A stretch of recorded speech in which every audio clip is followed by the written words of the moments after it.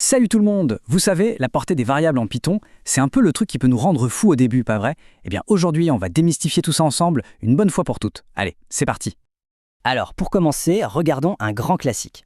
Un bout de code qui a l'air super simple, presque inoffensif, et pourtant, paf, il plante avec une belle erreur. Ça sent le vécu, hein? C'est exactement ce mystère qu'on va éclaircir. Ok, pour s'y retrouver, voilà le programme. On va décortiquer le sujet, étape par étape, tranquillement. On partira de la règle de base, le fameux LGB, pour aller jusqu'aux bonnes pratiques modernes. Promis, à la fin, tout sera limpide. Et tout, absolument tout, repose sur une seule règle, un acronyme magique, LEGB. Il faut voir ça comme le GPS interne de Python. C'est la méthode qu'il suit, à la lettre, pour retrouver ses petits, enfin, ses variables. Si on pige ça, on a déjà fait 90% du chemin, vraiment. Le GB, c'est tout simplement l'ordre de recherche, LEGB. Python cherche toujours du plus proche au plus lointain. D'abord, il regarde local, juste là où il est. Rien, il élargit à l'englobante. Toujours rien, il passe au niveau global. Et en dernier recours, il va chercher dans les fonctions built-in, celles qui sont intégrées au langage. C'est une logique implacable. Bon, allons-y pas à pas. On attaque avec la première lettre, le L pour local. C'est vraiment le cas de figure le plus courant, celui qu'on rencontre tous les jours. La portée locale, c'est simple. Imaginez qu'une fonction, c'est comme une petite boîte à outils bien fermée. Les variables que l'on crée dedans, ce sont les outils. On s'en sert à l'intérieur, pas de souci. Mais dès que la fonction a fini son travail et qu'on referme la boîte, eh bien, impossible d'accéder aux outils depuis l'extérieur. Ils sont rangés, fin de l'histoire. Regardez cet exemple, c'est pile ça. La variable message est bien vivante à l'intérieur de la fonction saluer. On peut l'afficher, tout va bien, mais à la seconde où on essaie de l'appeler depuis l'extérieur... Ok, donc si Python ne trouve rien en local, il ne s'avoue pas vaincu. Il va simplement élargir son cercle de recherche. C'est là qu'on passe aux autres lettres, E, G et B. Alors, la portée globale, le G, ça c'est le niveau principal de notre fichier, en dehors de toute fonction. Une variable qui est définie ici, c'est un peu comme un mémo affiché sur le frigo de la coloc. En principe, tout le monde dans le script peut le voir et le lire.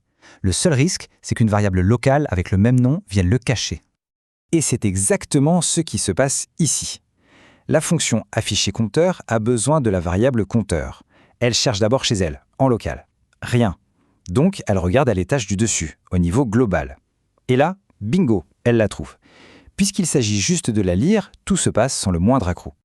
Et si, malgré tout, la variable n'est ni locale ni globale, est-ce que tout est perdu? Non. Python a une dernière carte dans sa manche, la portée built-in, le B. C'est son filet de sécurité ultime. C'est là que sont rangées toutes les fonctions de base, celles qui sont toujours là pour nous, quoi qu'il arrive. En fait, cette portée, on l'utilise sans arrêt, sans même s'en rendre compte. Quand on fait un print, un len pour connaître une longueur, ou qu'on manipule un string ou une liste, d'où viennent ces noms? Eh bien, ils viennent de là, de la portée built-in. C'est la boîte à outils de base fournie avec Python. Bon, jusqu'ici, ça semble assez logique, non? Lire des variables, ça se passe bien. Mais attention, c'est maintenant que ça se corse. C'est le moment où on va toucher au nerf de la guerre, la différence cruciale entre lire une variable et vouloir la modifier. C'est là que tout bascule. On reprend notre exemple du compteur, sauf que cette fois, on ne se contente pas de le lire, on veut l'augmenter. Compteur égale compteur plus 1. Et là, c'est le drame. Pourquoi? Parce que dès que Python voit un signe égal dans une fonction, son réflexe, c'est de se dire « Ah, on me demande de créer une toute nouvelle variable locale. » Il ne pense même pas à aller voir à l'extérieur. Et c'est ça qui provoque notre fameuse erreur Unbound Local Error. C'est un message un peu cryptique, mais ce qu'il veut dire est simple. Python essaye de lire la valeur de compteur à droite du égal, mais pour lui, ce compteur est une variable locale qui n'a pas encore été créée. On se mord la queue, c'est un vrai paradoxe. Heureusement, il y a une solution très simple. Il faut juste être plus clair avec Python. Il faut lui parler. Et pour ça, on a le mot-clé « global ». C'est comme si on lui disait « Hey, Python, pour la variable compteur, oublie ta règle habituelle, je ne veux pas en créer une nouvelle ici, je veux que tu ailles modifier celle qui existe déjà au niveau global. » C'est une instruction directe.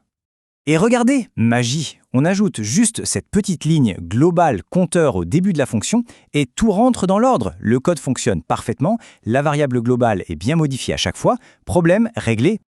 Juste un petit mot sur le E de LEB pour englobante, parce qu'on l'a un peu laissé de côté.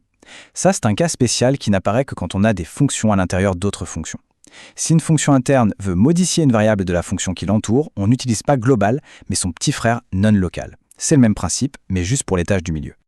Ce tableau, c'est un peu la synthèse de tout ce qu'on vient de dire. C'est vraiment l'anti-sèche ultime. La lecture d'une variable, facile, ça marche tout le temps. La modification, là, il faut être explicite. Rien du tout, on crée une variable locale. Le mot-clé global, on touche à la variable globale. Et non locale, on modifie celle de la fonction parente. Plus simple, c'est difficile. Ok, maintenant on connaît les règles du jeu. C'est bien.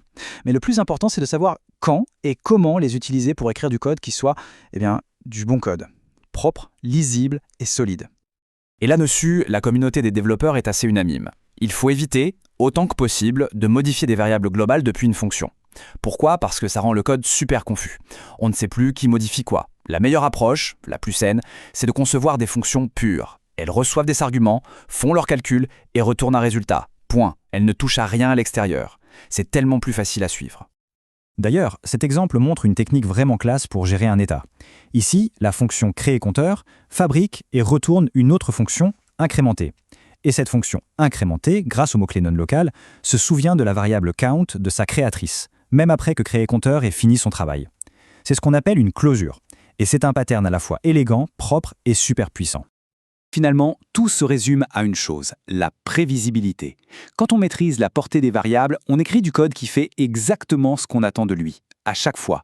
Ce n'est pas juste une astuce de syntaxe, c'est la différence fondamentale entre un code qui fonctionne un peu par hasard et un code vraiment solide et professionnel. Alors voilà, après tout ça, qu'est-ce qui titille le plus la curiosité maintenant ? Est-ce que c'est cette différence fondamentale entre lire et écrire une variable, le potentiel un peu caché des fonctions imbriquées avec non local, ou peut-être la grande question, comment tout ça s'articule quand on travaille avec plusieurs fichiers, avec des modules ? C'est une bonne question pour la suite, non ? La discussion est ouverte.